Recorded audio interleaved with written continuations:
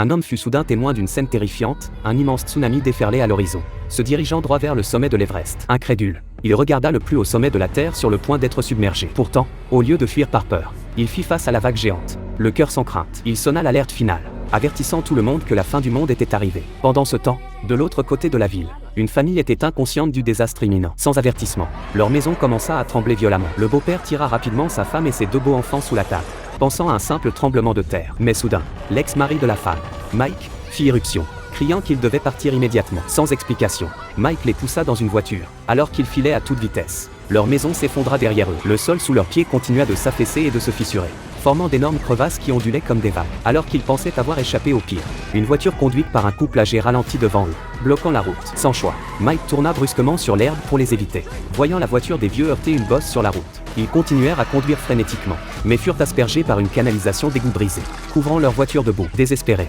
le beau-père suggéra de prendre l'autoroute. Ce qu'ils virent ensuite les glaça d'effroi, un camion de ciment tomba d'un pont. Le sol se fendit sur des dizaines de mètres, et Mike zigzaga pour éviter le chaos mortel. Sur le pont, ils échappèrent de justesse à plusieurs reprises à la mort, mais un immeuble effondré bloqua leur chemin. Sans hésitation, Mike appuya à fond sur l'accélérateur et traversa les décombres. Alors que le bâtiment s'effondrait, ils s'échappèrent de justesse, leur survie tenant à un fil. Ils atteignirent finalement l'aéroport, espérant y trouver la sécurité. Heureusement, le beau-père avait une formation de pilote. Il prit les commandes d'un petit avion. Alors qu'il démarrait les moteurs, la piste commença à s'effondrer derrière eux. À la dernière seconde, ils décollèrent, évitant de justesse le danger et laissant la catastrophe derrière eux, du moins pour l'instant.